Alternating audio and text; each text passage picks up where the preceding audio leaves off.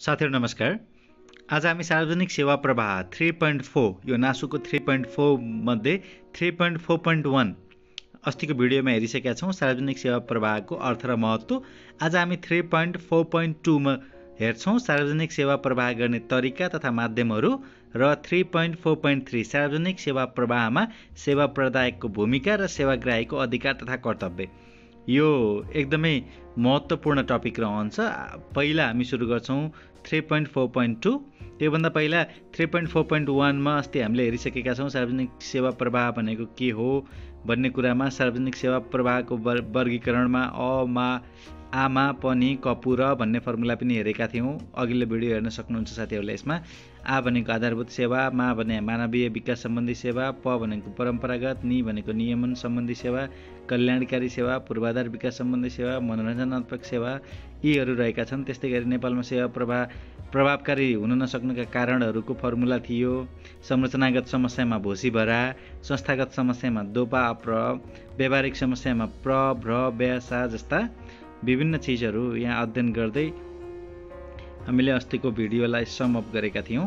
अब आज यहाँबाट हेर्दैछौं सार्वजनिक सेवा प्रवाह गर्ने तरिका तथा माध्यमहरू भनेर 3.4.2 मा एकदमै थोरै चीजहरू छ। यसमा के हो त यसमा लेख्ने? जस्तै प्रश्न सोध्यो भने सार्वजनिक सेवा प्रवाह गर्ने माध्यमहरू के हुन् भनेर भन्यो भने यसलाई हामीले यसरी एक्सप्लेन गर्न सक्छौं। चारवटा बुँदा मात्र लेखे पनि पुग्छ। यहाँ चारवटा बुँदामै सम अप गरेका छौं। पहिलो सरकारी माध्यम भन्यो। त्यो भनेको सरकार र यसका अङ्गहरूले प्रवाह गर्ने सेवा प्रवाह नै सरकारी माध्यमको सेवा प्रवाह हो। यो दुई प्रकारको हुन्छ। केन्द्रीय माध्यम जस अन्तर्गत मन्त्रालय, संवैधानिक निकाय, बोर्डहरू, विभागहरू हुन्छन् भने स्थानीय माध्यमहरूको हुन्छ जस अन्तर्गत गाउँपालिका तथा नगरपालिका र तिनका ओडाहरू पर्दछन् सरकारी माध्यममा। अब त्यस्तै गरी गैर सरकारी माध्यम भन्यो। गैर सरकारी माध्यम भनेको सार्वजनिक सेवा प्रवाह गर्न सरकारका अङ्गहरू मात्र सक्रिय भएर हुँदैन, थप राष्ट्रिय तथा अन्तर्राष्ट्रिय गैर सरकारी संस्थाहरू पनि सक्रिय हुन्छन्। जस्तै red cross, lions club, scout, Maiti Nepal, शक्ति समूह यिनीहरूले पनि विभिन्न किसिमका सर्भिस डेलिभर गरिरहेका हुन्छन् जनताको माझमा। त्यस्तै गरी अर्को बुँदा हुन्छ निजी माध्यम भन्यो। निजी भनेको सार्वजनिक सेवा प्रवाह गर्न तथा सरकारको एकलौटी बजार हुन नदिन सेवाग्राहीलाई वस्तु तथा सेवाको छनौटको अवसर प्राप्त गर्न, छनौटको अवसर प्रदान गर्न निजी क्षेत्रले पनि सेवा सञ्चालन गरिरहेको हुन्छ। जस्तै विद्यालयहरू, ब्याङ्कहरू, अस्पतालहरू यस्ता चिजहरू निजी माध्यमले पनि सेवा दिइरहेका हुन्छन्, सार्वजनिक सेवा दिइरहेका हुन्छन् सार्वजनिक जनताको लागि।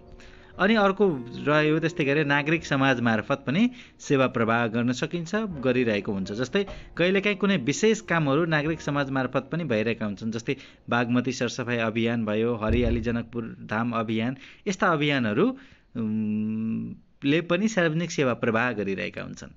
यसरी सार्वजनिक सेवा प्रवाह गर्ने माध्यमहरू भन्दा सरकारी माध्यम पनि लेख्न सकियो, महत्त्वपूर्ण यो रह्यो। त्यस्तै गरी गैर सरकारी माध्यमहरू रहे, त्यस्तै गएर अर्को मुद्दामा निजी माध्यमहरू रहे, अनि अर्को नागरिक समाज मार्फत भनेर हामीले यसलाई एक्सप्लेन गर्न सक्छौं यहाँनिर। अब सुरु गरौं 3.4.3 मा सार्वजनिक सेवा प्रवाहमा सेवा प्रदायकको भूमिका र सेवाग्राहीको अधिकार तथा कर्तव्य। यसलाई सुरु गरौं। सार्वजनिक सेवा प्रवाहमा सेवा प्रदायकको भूमिका।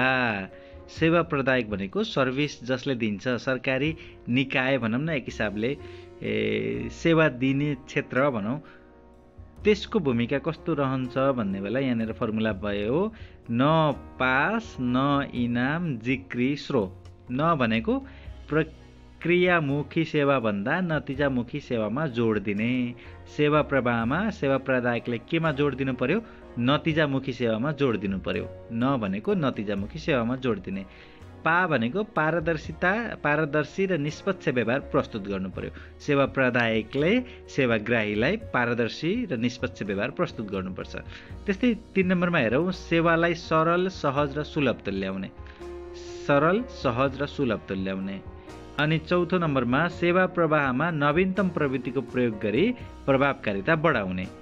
त्यस्तै गरी अर्को मुद्दामा सेवाग्राहीको इच्छा र चाहनालाई प्राथमिकता दिँदै सेवा प्रवाह गर्ने। ई भनेको इच्छा, ई पछि नाम छ। ना भनेको नागरिक बडापत्रमा उल्लेखित विषयहरूलाई व्यवहारमा उतार्ने। ई ना म भनेको के? सेवाग्राहीसँग मर्यादित ढङ्गमा प्रस्तुत हुने, यो भनेको सेवा प्रदायकको भूमिका हो। यी नामसम्म गयौँ। जी क्री श्रो, अब 3वटा बाँकी छ। जी भनेको उत्तरदायित्व ग्रहण गर्ने र जिम्मेवारी बोध गर्ने, क्री भनेको नातावाद, कृपावाद, भ्रष्टाचार तथा राजनीतिक पूर्वाग्रहबाट मुक्त हुने, श्रो भनेको स्रोत र साधनको प्रभावकारी परिचालन गर्ने। यसरी सार्वजनिक सेवा प्रवाहमा सेवा प्रदायकको भूमिकामा के छ भन्दा न पास न इनाम जिक्री श्रो। न भनेको नतिजामुखी सेवामा जोड दिने, पा भनेको पारदर्शी र निष्पक्ष व्यवहार, स भनेको सेवालाई सरल सहज, न भनेको नवीनतम प्रविधिको प्रयोग, ई भनेको सेवाग्राहीको इच्छा र चाहनालाई प्राथमिकता दिने, ना भनेको नागरिक बडापत्र, म भनेको मर्यादित ढङ्गले प्रस्तुत हुने, जी भनेको जिम्मेवारी बोध गर्ने, जिक्री भनेको कृपावाद, नातावाद, भ्रष्टाचारहरू हटाउने, श्रो भनेको स्रोत र साधनको प्रभावकारी परिचालन गर्ने। अब अर्को बुँदा हेर्छौँ, सार्वजनिक सेवा प्रवाहमा सेवाग्राहीको अधिकार। अब सेवाग्राहीको कुरा आयो। सेवाग्राहीको अधिकारमा फर्मुला छ शून्य उ न्युगु श्रो सार छ छ्या। अब त्यो भनेको के हो भन्दा सु भनेको सुसूचित हुने र प्रभावकारी सुनुवाईको अधिकार। सेवाग्राही चाहिँ सुसूचित हुने अधिकार राख्दछन्। न्याय भनेको सामाजिक न्यायमा आधारित सेवा प्राप्त गर्ने अधिकार राख्दछन्। सुन्या। उ भनेको उपभोक्ता शिक्षा सम्बन्धी अधिकार हुन्छ सेवाग्राहीमा। सुन्या उ। न्यू भनेको न्यूनतम आधारभूत आवश्यकतामा पहुँच र प्राप्तिको अधिकार हुन्छ। सुन्या उ न्यू। अब गुस्रो, गु भनेको सेवा प्रदायक समक्ष गुनासो गर्ने अधिकार हुन्छ। गु। श्रो भनेको राज्यको स्रोत र साधनहरूप्रति सेवाग्राही जनताको हक र अधिकार कायम रहन्छ। श्रो, गुस्रो भयो। सार छ, सा भनेको सेवाग्राही जनता सार्वभौमसत्ता सम्पन्न भएकाले राज्यबाट आवश्यक सेवा सुविधा प्राप्त गर्ने अधिकार राख्छन्। सार छ भनेको वस्तु तथा सेवाको छनौट गर्ने अधिकार हुन्छ। सार छ। छ भनेको तोकिए बमोजिम सेवा प्राप्त नभएमा क्षतिपूर्ति प्राप्त गर्ने अधिकार पनि हुन्छ सेवाग्राहीको। यो सेवाग्राहीको अधिकारमा शून्य उन्यु गुस्रो सार छ छ। सुसूचित हुने। सुन्या न्यायमा आधारित सेवा। शून्य उ भनेको उपभोक्ता शिक्षा सम्बन्धी। न्यू भनेको न्यूनतम आधारभूत आवश्यकता। गु भनेको गुनासो गर्ने अधिकार। श्रो भनेको राज्यको स्रोत र साधन प्रति जनताको हक। सा भनेको सार्वभौम सत्ता सम्पन्न हुन्छन् जनता। सार छ भनेको छनौटको अधिकार हुन्छ र छ भनेको तोकिए बमोजिमको सेवा प्राप्त नभएमा क्षतिपूर्ति प्राप्त गर्ने अधिकार रहन्छ। यो भयो सार्वजनिक सेवा प्रवाहमा सेवाग्राहीको अधिकार। अब सार्वजनिक सेवा प्रवाहमा सेवाग्राहीको कर्तव्य तथा दायित्व के रहन्छ त भन्ने कुराहरू यहाँनिर हेरौँ। यसको फर्मुला यस्तो छ तोती दात्री चक झिसु ह। तोती दात्री चक झिसु ह। तो भनेको आफूले सेवा प्राप्त गर्नको लागि तोकिएको कार्यविधि तथा प्रक्रिया पूरा गर्नुपर्छ। सेवाग्राही सेवा लिन जानलाई सुरुमा तोकिएको कार्यविधि र प्रक्रिया पूरा गर्नुपर्दछ। ती भनेको तिर्नुपर्ने कर तथा दायित्व समयमा नै तिर्नुपर्दछ। दा भनेको आफ्नो अधिकार सम्बन्धी सजग हुँदै दायित्व भुल्नु हुँदैन। द्री भनेको राज्यले प्रवाह गर्ने सेवामा सकारात्मक दृष्टिकोण राख्नुपर्छ।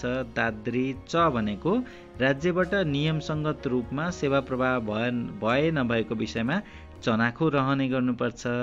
च क भनेको सेवा प्रदायकको कमजोरी सम्बन्धी उजुरी गर्नुपर्दछ। क कमजोरी। झी भनेको सेवा प्रदायकलाई अनावश्यक झिँझो दिने समस्या सिर्जना गर्नु हुँदैन। झी। सु भनेको सार्वजनिक सुनवाईप्रति सक्रिय सहभागिता जनाउनै पर्दछ।